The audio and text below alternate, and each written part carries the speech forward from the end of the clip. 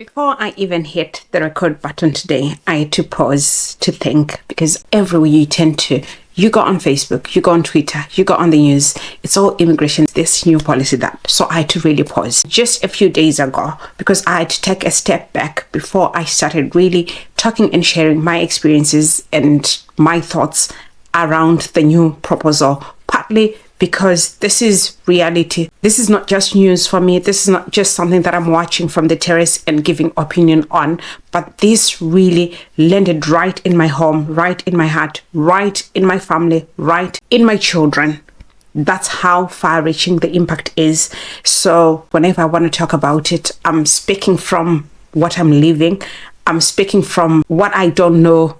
I'm speaking from a place where I don't know what the future holds for me, for my family, for my children in this country. So hold on. Before I even hit the record button today, I had to pause to think, because everywhere you tend to, you go on Facebook, you go on Twitter, you go on the news, it's all immigration, this new policy, that. So I had to really pause. And just a few days ago, because I had to take a step back before I started really talking and sharing my experiences and my thoughts around the new proposal, partly because this is reality. This is not just news for me. This is not just something that I'm watching from the terrace and giving opinion on, but this really landed right in my home, right in my heart, right in my family, right in my children. That's how far-reaching the impact is. So whenever I have to talk about it, whenever I want to talk about it, I'm speaking from what I'm living. I'm speaking from what I don't know. I'm speaking from a place where I don't know what the future holds for me, for my family, for my children in this country. So hold on. Before I hit the record button today to make this video, I had to take a pause. Why? It's because this is not just about talking about what's going on in the world, about what's going on in the country, but this is my future. This is my children's future.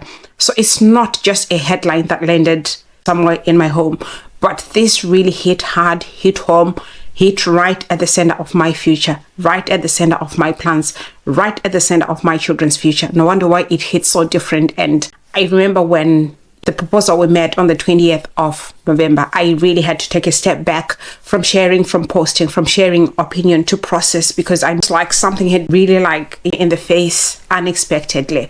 So today I thought I'll share with you what it is like to really live in this chaos, in this uncertainty as a migrant in the UK. My experience living it daily. When I see the headlines, what is it that I think about? And I shared on Facebook. For those of you that haven't followed me there, please do follow me and let's grow our community together. So I shared because someone asked me just at the start of this week, someone asked me if I ever sit my children down to talk to them about immigration, the changes and the effects thereof, or what it means you're an immigrant. And I really shared a long post. I'll share the link in the description so that you can go there and for yourself and see what others are saying as well in the comments. It was really, it's been an insightful that we're having on there. So much of your time, I'll share with you my own living as a migrant in the UK and all these changes, because they didn't just start last week or this year. I think changes started round about election season.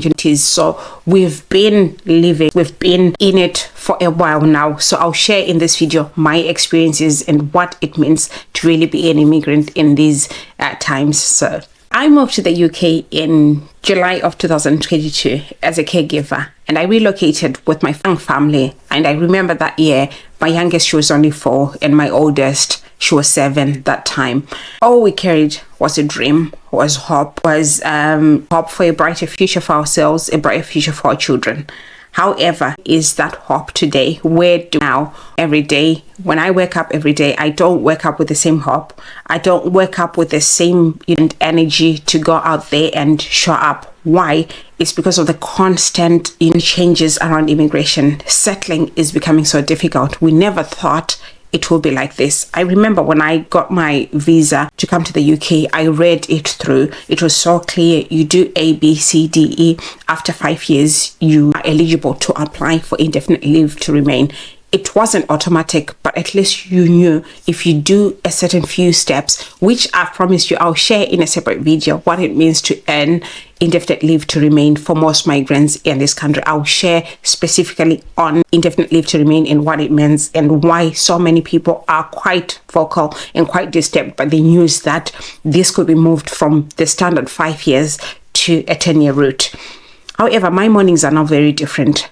I wake up feeling so tight, so de-energized, because everything is now hinged on a proposal.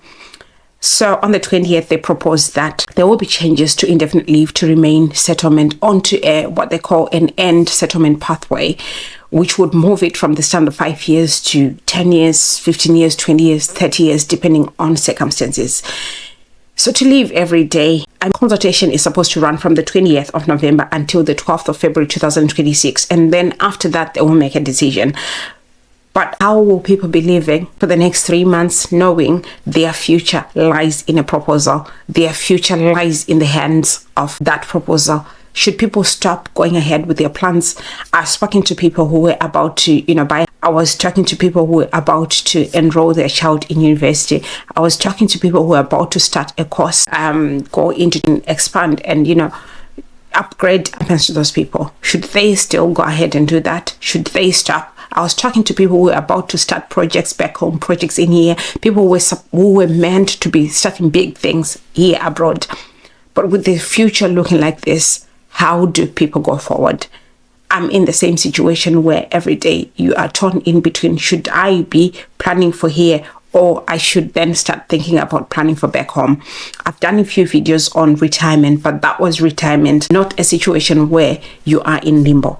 One of the questions that prompted me as well to share this video with all of you and share my day-to-day about living changes was the fact that someone asked a question and said, well, sometime in July, when they published the white paper thing, they said in 2028, there will not be any more, like the care worker is coming to an end.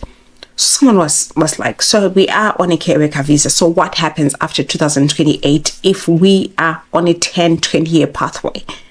Does that mean we go back home? How does all of this work? That's how confusing it is. That's how unclear everything is. And that's how uncertain everything is.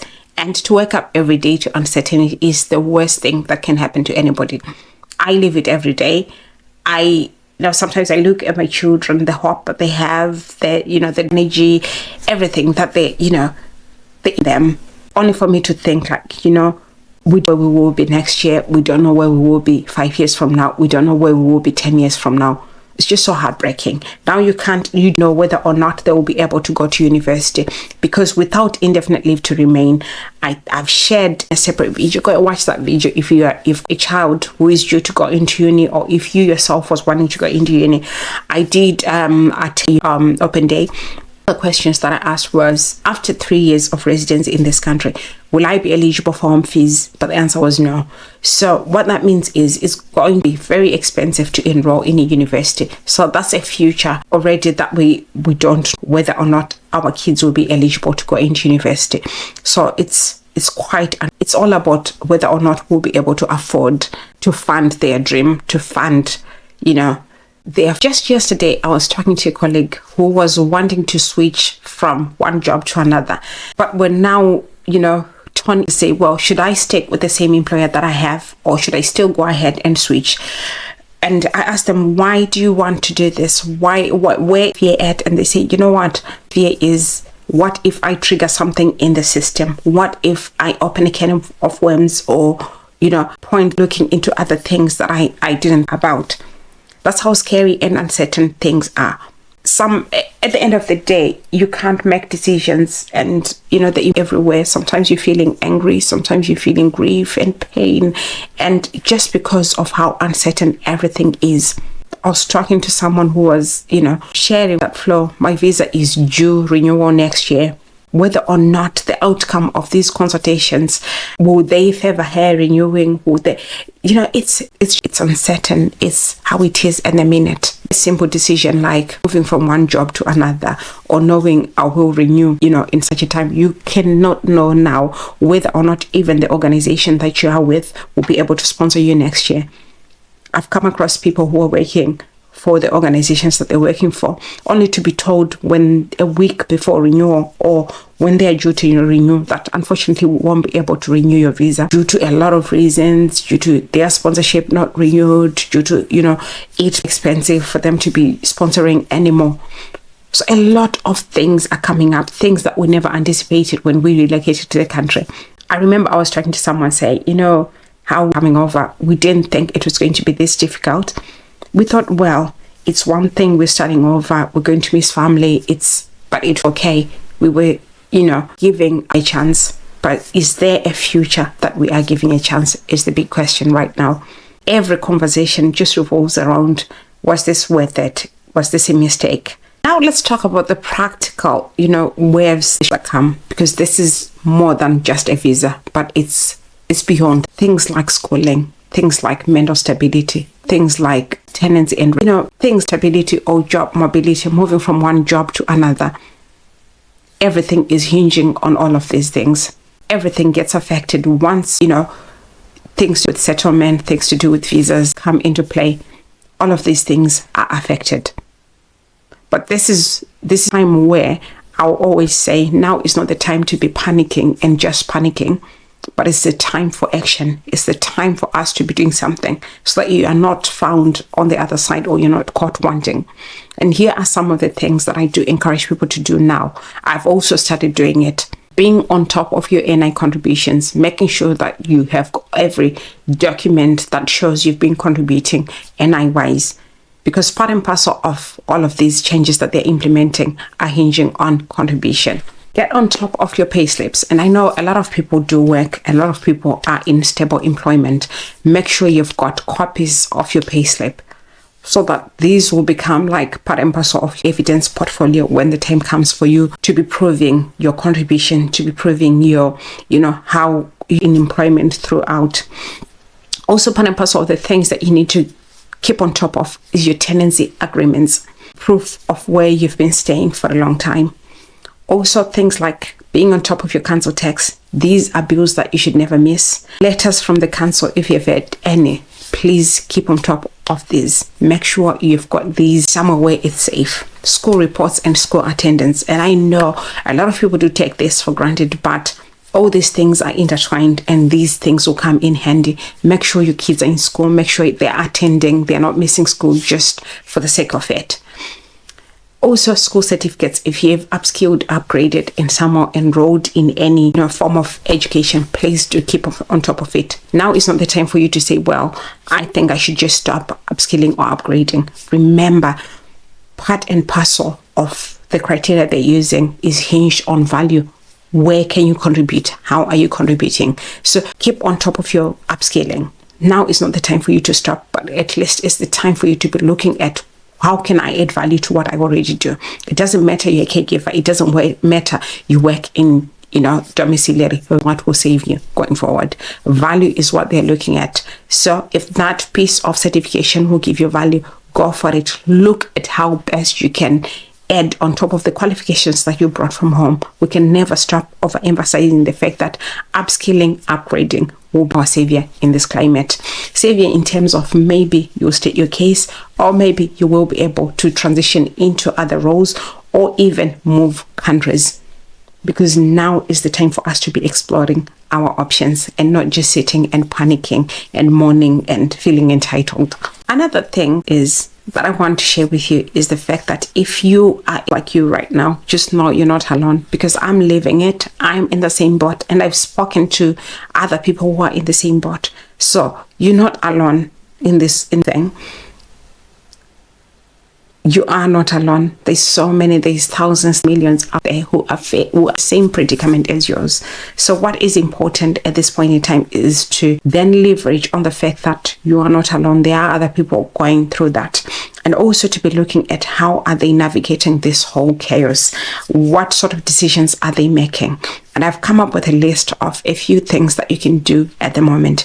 Documentation is one of those things. Keep on top of your documentation, those emails, those correspondences between council, between jobs, keep up your documentation and always make sure you stay legal. Keep on top of your visa. Just a few days ago, I had to check my right of work. That is very, very important, very, very key, that you're not caught off guard. The second thing that you can do as well is to start budgeting. Now is the time for you not to live from hand to mouth, but it doesn't have to be much. Whether it's 20 pounds, it's 50 pounds put aside, but it will give you peace of mind and it will build towards something. So make sure you're saving, make sure you're putting aside something just for those rainy days.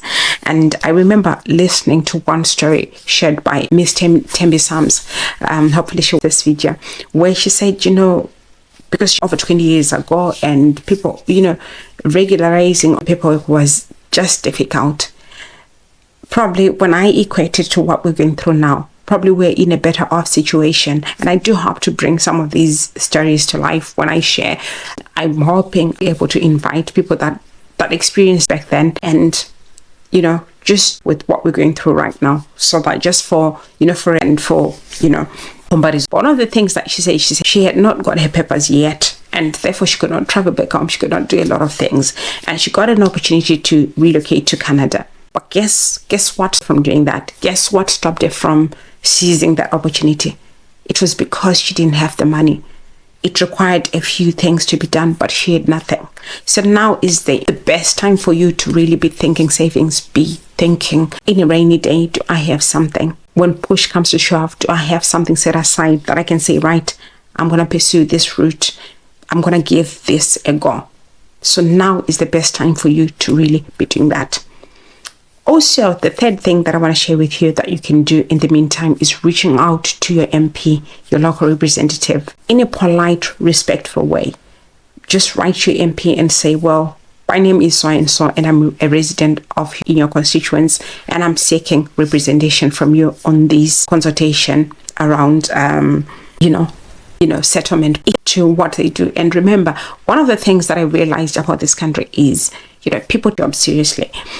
So if someone is an MP in the House and they represent you regardless of your background, where you come from, what your plight is, for as long as you're from their constituents, but they cannot represent us if we are not asking them to, if we are not making and stating our case. So it's very, very important we start making use of those platforms, reach out to them, but in a respectful way, not from a point of entitlement or anything, but requesting representation. You just never know.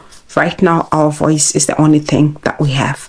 So guys, that's all I had for you in this video, just to share with you what it is and what I'm going through, and to comfort to others, because I've been receiving a lot of messages, a lot of questions, and because out there we are in the public domain, people tend to we have it all together, we've it all figured it out. But unfortunately, we are in the same boat as you. I am in limbo as well. I wake up every day. Sometimes some days are easy, some are quite difficult. Sometimes you come across a question, sometimes you come across the news on telly, and it thinking, so what is next? What's the worst that can come? Because a lot has happened in the past year, in the past 18 to 24 months. There's just been a lot immigration-wise. But we keep hopeful. We keep with hope. Hope is the only thing that can keep us whether it will still remain 5-year route, we still keep hope. Whether it goes to 10 years still, time will pass, 10 years will pass, and we will get what we're supposed to be getting. So that's why I had for you in this video. I'll see you in our next video. Bye for now, and keep the hope. If this video has helped you as well, and you haven't subscribed, please do, and it reach a lot of other people. And if it's okay, just share in the comment where you are, or which town you are in, or how this is affecting you, and let's get the conversation going, only if it's okay with you. So I'll see you in our next video. Bye for now.